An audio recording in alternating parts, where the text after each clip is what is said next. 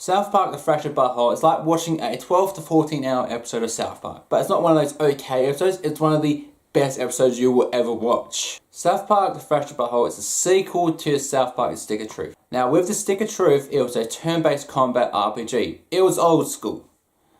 But with The Fractured Butthole, they've redone the combat system. They've still kept the old turn-based RPG combat system, but now you're able to move around the battlefield instead of clicking on certain squares you want to move to.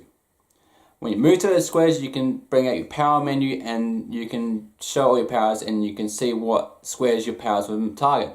You can move to different squares to get to do more damage to more enemies, or you can try and reach an enemy so you can use one of your powers. The Fractured Butthole story is actually really quite hilarious. It takes a huge swipe at the superhero genre, with The Stick of Truth taking a huge hit at the fantasy genre. Now with the superhero genre, they do so many things. They use all the cliches. They have this absurd origin story for your main character, which is just, it's so damn weird. It's South Park, okay? It's got to be this sort of stupidity that you can see in this origin story, because the origin story is really dumb. It really is. And the fact that they kept on playing on it, it's like, God damn it, this is really a really funny origin story, but it's also really dumb. Now another thing you see in The Fractured Butthole is that they take huge swipes at DC and Marvel, with the Coon and Friends, I think, being DC and Freedom Powers being Marvel. The Coon basically resembles Batman. You have Dr. Timothy, who resembles Professor X. All characters represent a different character from a different DC or Marvel comic, which is really cool because then you can see how all their powers flow into that character. What I love most about this game is walking throughout South Park, going to all the landmarks, going to all my favourite spots I've seen in the show. It was all there. It's all there. It keeps its own personality like it does in the TV show. All the locations have their own personality, have their own story, and you can even know what happens to some of these places because if you watch the TV show, you see what happens to some of these places. Every enemy in this game has their own personality. The 6th graders have their own personality. Crab people are fucking hilarious. It's a pity that they only use barely.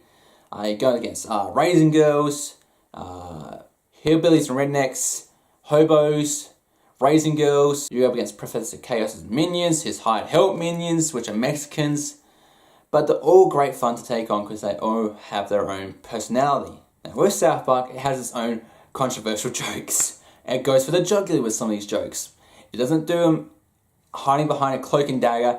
It just puts them out there. It does it blatantly. And it's almost hilarious that they're self-aware that this is actually happening. And it's really quite funny because they do tackle some of the hot topics that are happening in the world today.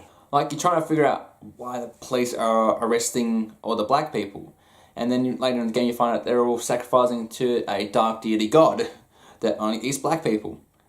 So to beat that god, you had to feed it white people. Which is really quite hilarious. I was laughing my ass off when I was playing that boss fight. Because it was just out there.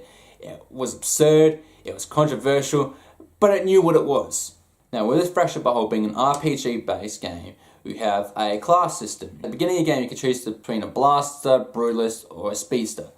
But as the game goes on you unlock nearly every single class, so it becomes redundant almost towards the end. So you can just mix and match all your powers and be mixed classes. You can be like a blaster, you could be an elementalist, and you could be a brutalist. But you can mix up all your classes. Now also the Fractured Butthole has a power system. Now with the power system you can increase your power level.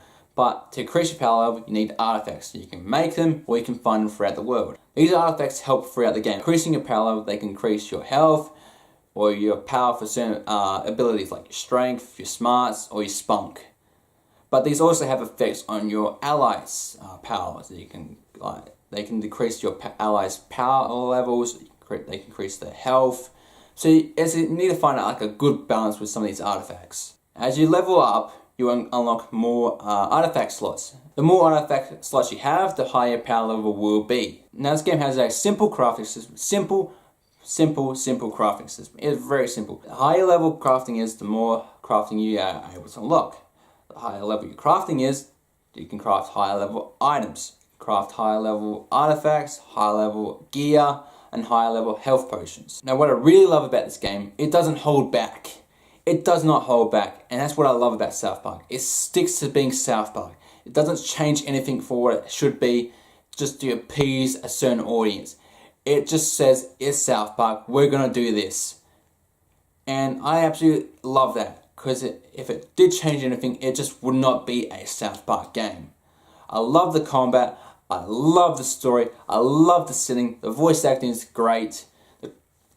I just loved everything about this game. I enjoyed myself and I was laughing my ass off throughout this whole entire game. So my final score for South Park The Fractured But Whole is a 9 out of 10.